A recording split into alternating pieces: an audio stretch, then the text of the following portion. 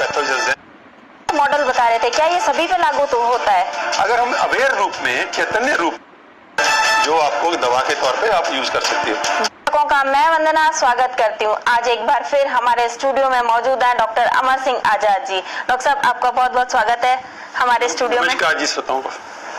Doctor साहब, जो ये महामारी फैल रही है, तो ऐसी और कोई महामारी अगर फैलती है तो उसके लिए क्या रियल सॉल्यूशंस होने चाहिए? ना रियल सॉल्यूशन जो है ना, क्यों नहीं अभी डिस्कस हो रहा है, क्योंकि जो इम्यूनिटी की समझ है, एक इम्यून सिस्टम क्या होता है और इम्यून सिस्टम कैसे कैसे बचाता है, अनफॉर्चुनेटली मेडिकल प्रोफेशन में भी अभी वो जो लेटेस्ट इम्यूनिटी की समझ है वो पढ़ाई नहीं जा रही। क्यों नहीं पढ़ाई जा रही, उसके रीजंस हैं। क्योंकि वो जो इम्यूनिटी की जो रियल समझ है वो नेचर के बहुत पास चली जाती है, जिससे जो लोग जो पूरे का पूरा जो केमिकल बेस्ड हेल्थ मॉडल है उसको वो सूट नहीं करता। क्योंकि वो जो इम्यूनिटी की समझ है वो इनके खिलाफ जाती है, तो इसलिए इन्होंने इवन एमडीज तक भी वो समझ आने नहीं दी। वो पुरानी एक समझ है जिसके ऊपर वैक्सीनेशन बेस्ड है, वो एंटीबॉडी वाली समझ है कि आप वैक्सीन दो, वैक्सीन वाली वीकेंड वायरस दो या वीकेंड कोई माइक्रोब दो और उसके खिलाफ एंटीबॉडी बन जाएगी और एंटीबॉडी बीमार नहीं होने देगी, तो इसलिए वो आप वैक्सीन लगाओ। तो ये सारी की सारी इम्यूनिटी की समझ जो है ये आउटडेटेड है। ये ऐसे 25 साल पहले रिजेक्ट हो चुकी है। ये सब इम्यून सिस्टम नहीं होता। बॉडी का हमारा इम्यून सिस्टम मल्टी लेयर्ड है। जैसे वीआईपी का एक होता है ना डिफेंस सिस्टम, किसी का 4 लेयर्ड होता है, किसी का 5 लेयर्ड होता है, तो हमारा हंड्रेड्स ऑफ लेयर्ड है। हमारे नाक के बालों से लेके, हमारी नाक में एक बाल हैं, वो हमको क्या प्रोटेक्ट करते हैं कि हमारे अंदर वो जो बड़े बड़े पार्टिकल जमा होते हैं, तो उससे लेके हमारे अकेले सेल की अपनी इम्यूनिटी है और अकेले सेल की इम्यूनिटी नहीं है। उस सेल की इम्यूनिटी को सपोर्ट करने के लिए हमारे पास एक सेल के पीछे 10 माइक्रोब्स हैं, बैक्टीरिया हैं, अपनी इम्यूनिटी है। और अकेले सेल की इम्यूनिटी नहीं है।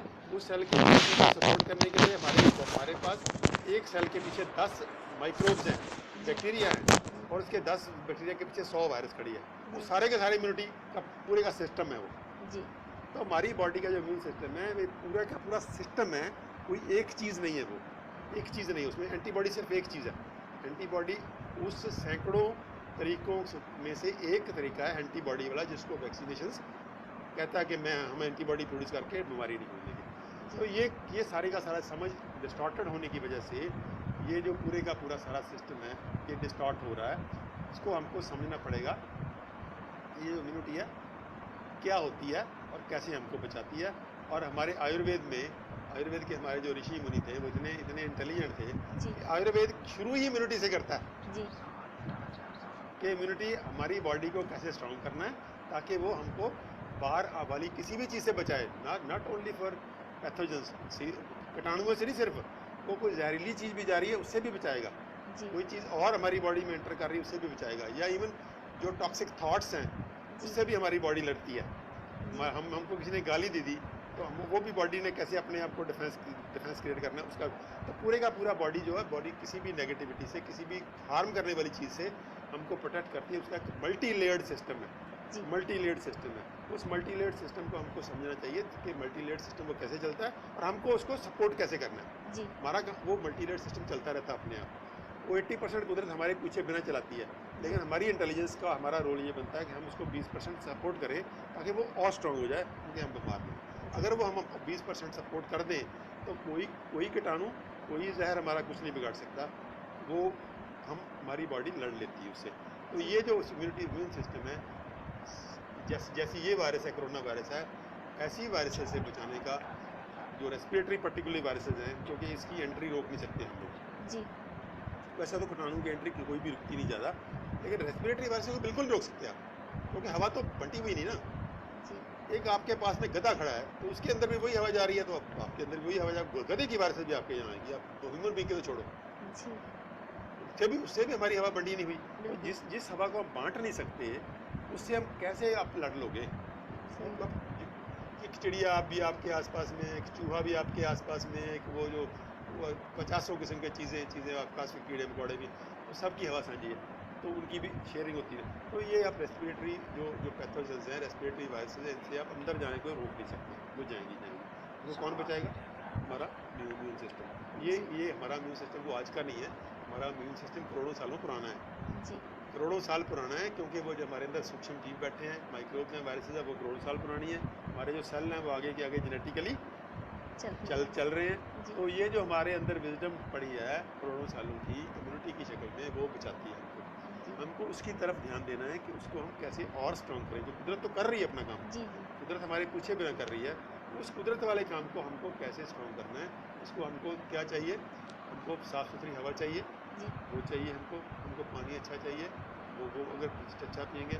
फिर मिट्टी हमारी वो जो जहर मुक्त होनी चाहिए, कोई मिट्टी जहर मुक्त नहीं होगी तो खाने में आएगा वो, और वो मिट्टी उड़ के भी हमारे अंदर जाती है बहुत। जी पेस्टिसाइड नहीं होने हाँ, चाहिए उसमें जहर नहीं होना चाहिए। जी तो हमारे हवा पानी मिट्टी तीनों जहर मुक्त होने चाहिए, या उसमें कम से कम सीरियस जहर बहुत कम हो, उतने हो जिससे हमारी बॉडी डील कर ले। जी क्योंकि हमारी बॉडी के अंदर एक पावर है जहरों से डील करने के लिए भी, लेकिन जब जहर बहुत ज़्यादा हो जाते हैं तो हमारी बॉडी का जो डिफेंस सिस्टम है ओवरबर्डन हो जाता है। जी तो वो हम जो बहुत ज़्यादा जहर डाल रहे हैं हमारी बेवकूफ़ियों की वजह से, ये वही लोग हैं जो कोरोना का हुआ फैला रहे हैं, वही लोगों ने वो खेती का मॉडल दिया है। ये कोई अलग लोग नहीं हैं, जी वही लोग जो आज कोरोना का ये जो होगा हमको दिखा के डरा रहे हैं कि आप वैक्सीन लगवाओ या खतरनाक दवाइयाँ खाओ, उन्हीं लोगों ने वो केमिकल फार्मिंग दी हमको।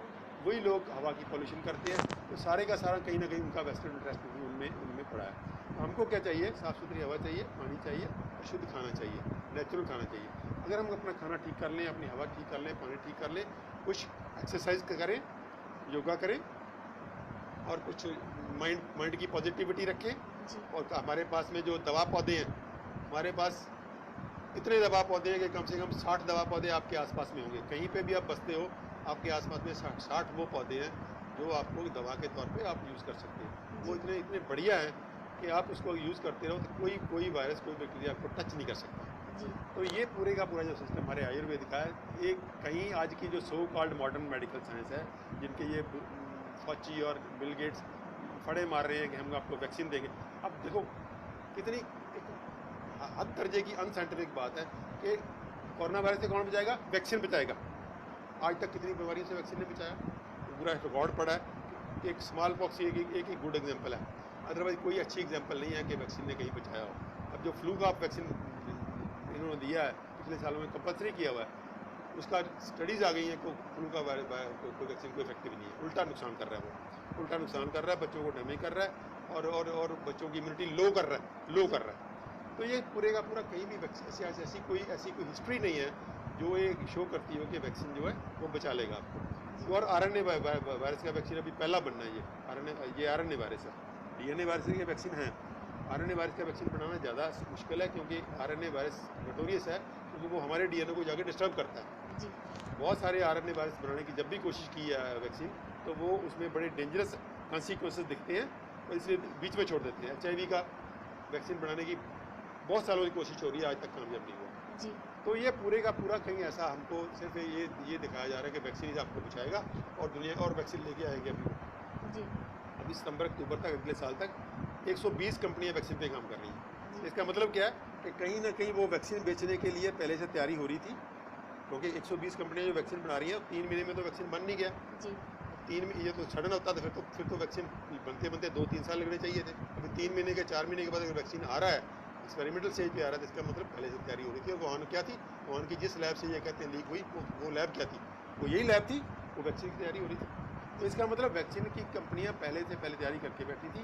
ये कहीं ना कहीं बीच में कोई एक्सपेरिमेंट करके इन लोगों ने उसकी तैयारी कर रहे हैं कि वैक्सीन लेके आएंगे, कंपलसरी वैक्सीन ही लगाएंगे। इसकी भी बड़ी एविडेंस आ रही है कि कोई भी आदमी रिफ्यूज़ नहीं कर सकेगा।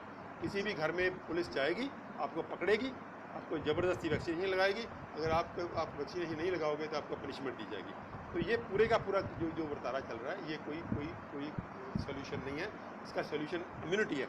Immunity is the only solution. हम अपनी इम्यूनिटी ठीक रखेंगे तो कोई भी वायरस, कोई भी बैक्टीरिया, क्या कोरोना वायरस ही दुनिया में एक ही वायरस है जो बीमार करेगी, कोई और वायरस नहीं है। वैक्सीन तो आप एक वायरस, मान लीजिए आप मान लीजिए कि आप वैक्सीन का वायरस इसका ले भी आए वैक्सीन, तो क्या बाकी और वायरस नहीं है?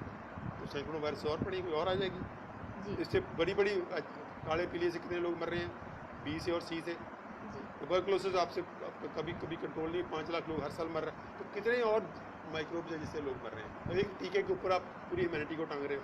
तो ये पूरे का पूरा कहीं जो धोखा है जो हमारे साथ हो रहा है।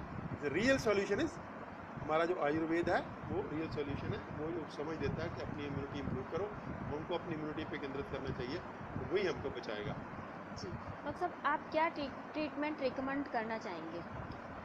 वरना दो किस्म का देखो हेल्थ सिस्टम में ना पूरा दो पैरेलल लाइंस डेवलप हो गई हैं। अभी कोरोना के बाद एक पूरी लाइन खिंच गई है, कोरोना के बाद पूरी एक लाइन खिंच गई है। एक तरफ वो लोग हैं फार्मा कंपनियां वाले जो एक मॉडल लेके आना चाहते हो जो ये प्रिज्यूम करते हैं कि ह्यूमन बॉडी तो बीमार होना ही होना है, इसलिए जी प्रिजम्पशन है उनकी कि ह्यूमन बॉडी बनी बीमार होने के लिए है, इसको बचाने के लिए वैक्सीन चाहिए, केमिकल दवाइयाँ चाहिए, बड़े बड़े अस्पताल चाहिए, बड़े बड़े वेंटिलेटर और मशीनें चाहिए, उसके लिए बड़े बड़े इंश्योरेंस 20-20 लाख की इंश्योरेंस चाहिए। तो ये पूरा एक मॉडल है, फार्मा कंपनियों का डोमिनेटेड मॉडल है, जिसमें फार्मा कंपनियां पूरे का पूरा अपना धंधा चलाती हैं और हमारी जेब से जो पैसा थोड़ा बहुत हम कमाते हैं अपने खून पसीने की कमाई से, वो सारे का सारा चल के हमारी सालों की और पूरी उम्र की कमाई दिनों में फार्मा कंपनियों के या डॉक्टरों के या अस्पतालों की जेब में चली जाती है। दूसरा के मॉडल पूरी ह्यूमैनिटी के लिए में डेवलप हो रहा है, जो कहता है कि ह्यूमन बॉडी बीमार होने के लिए बनी नहीं है। इसकी पूरी एविडेंस दे दी उन्होंने कि ह्यूमन बॉडी 125 साल हेल्दी एक्टिव विदाउट डिजीज रह सकती है, हो सकती है। उसका एक मॉडल दे दिया उन्होंने कि अगर हम ये करेंगे तो इसके लिए हमको कोई किसी बीमारी की ज़रूरत नहीं है। आपको अस्पताल की ज़रूरत पड़ेगी जब आपको चोट वोट लगेगी, हड्डी टूट गई आपकी, तो कोई जानवर काट गया, आपको सांप काट गया, तो ज़रूरत पड़ सकती है। लेकिन किसी भी बीमारी से आप लोग बीमार नहीं हो सकते क्योंकि ह्यूमन बॉडी ऐसे बनी नहीं हुई। तो वो जो मॉडल है वो अभी पॉपुलर हो रहा है, पिछले 30-40 सालों में वो मॉडल लगातार पॉपुलर हो रहा है। और दूसरी तरफ जो इतनी इनकी दवाइयाँ हैं, एक के बाद उनमें स्कैंडल निकल रहे हैं, जैसे कोलेस्ट्रॉल वाला स्कैंडल निकला। एक कोलेस्ट्रॉल में कैसे इन लोगों ने क्या किया कि कोलेस्ट्रॉल के झूठ को फैला के पूरे के पूरे को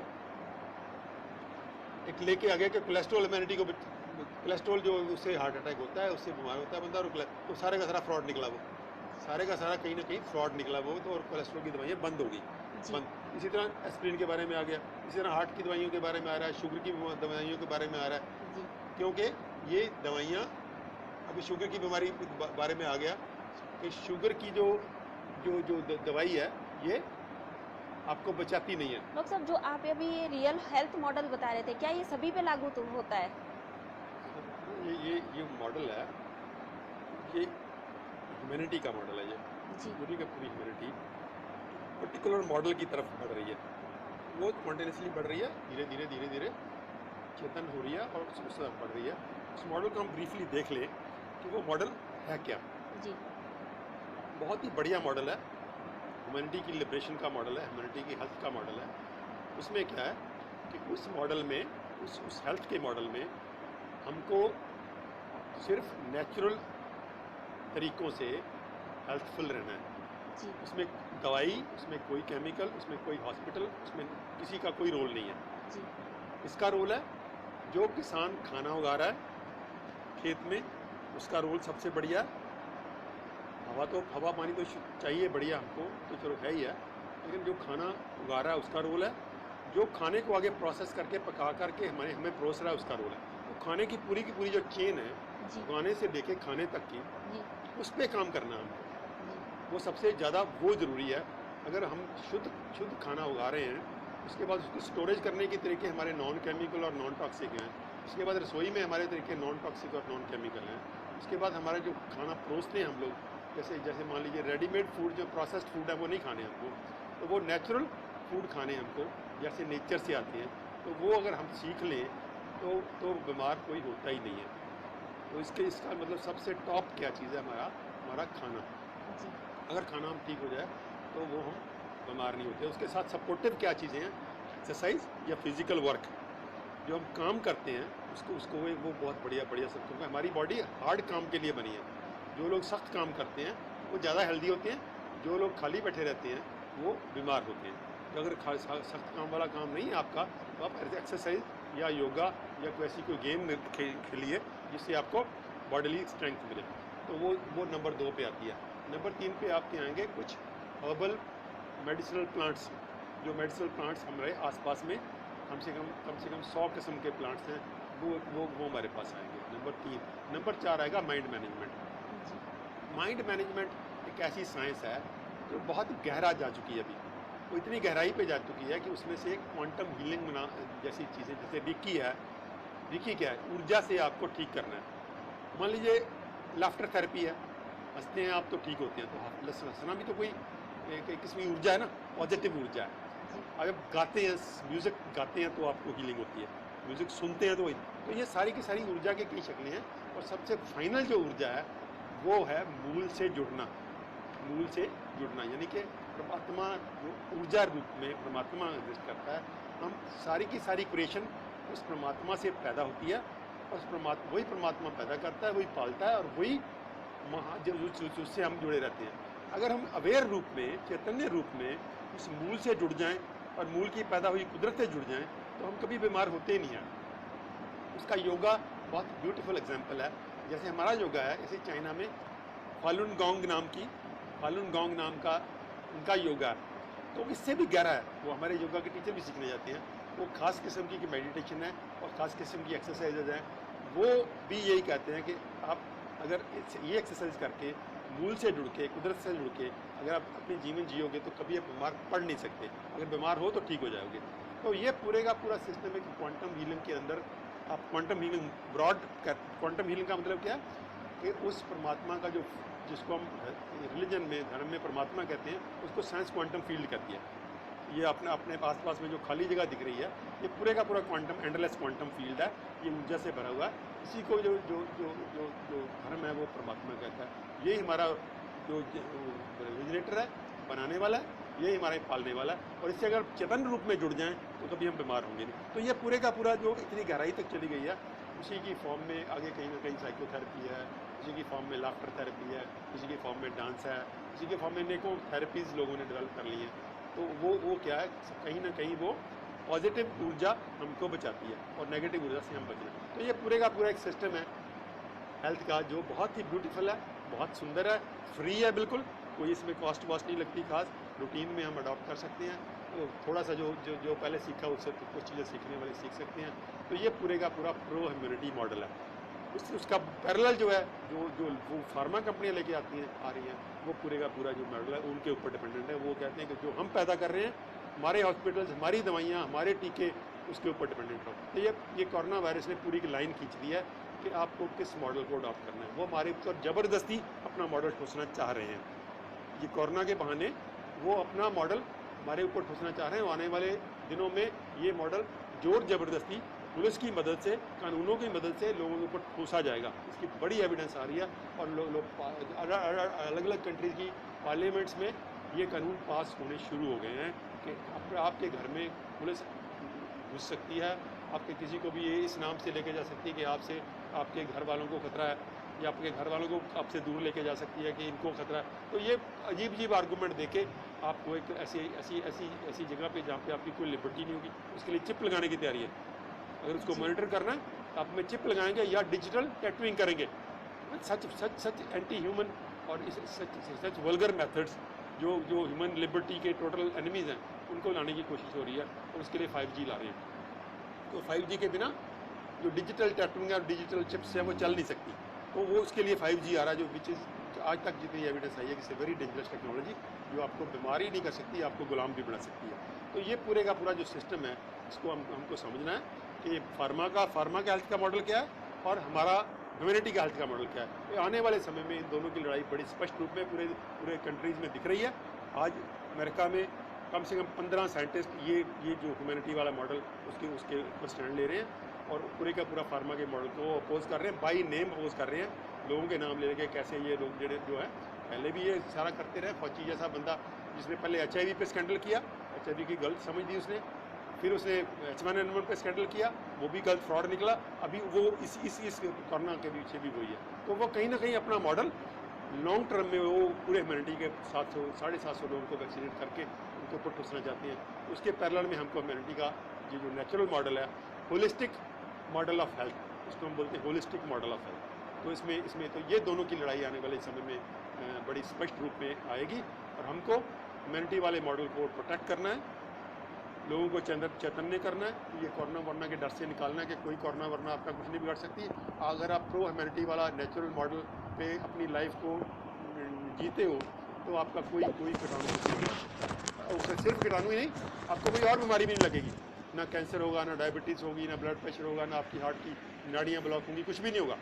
तो ये पूरे का पूरा जो मॉडल है हेल्थ वाला, हम उसके लिए हमको मेहंदी को जो लड़ना है उसके लिए तैयारी करनी है। तो मैं सबको यही अपील करता हूँ अपनी तरफ से कि आइए हम उस लड़ाई के लिए तैयार हों जो आने वाले सालों में ह्यूमैनिटी को इन कंपनियों के जो वेस्टर्न इंटरेस्ट के जो मॉडल है उसके खिलाफ एक पूरी बड़ी योजनाबद्ध ढंग से बड़े ह्यूमैनिटी के बड़े मास को एजुकेट करके और ऑर्गेनाइज करके लड़नी है। तो इसके लिए हम तैयारी करें। डॉक्टर साहब, आप यहाँ आए, आपका बहुत बहुत धन्यवाद। अगले एपिसोड में आपसे फिर मुलाकात होगी, तब